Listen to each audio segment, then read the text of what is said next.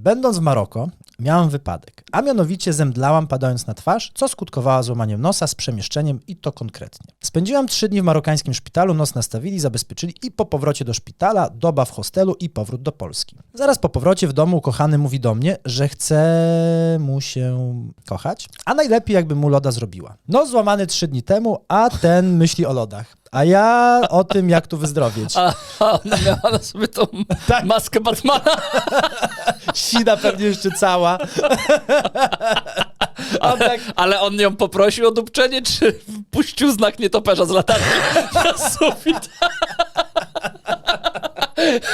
Płyn do pukania uspodał. Chusteczki przyniósł drugą rękę. I rurkę z tlenem. A w drugą mańkę z sakiem. Jako dentysty.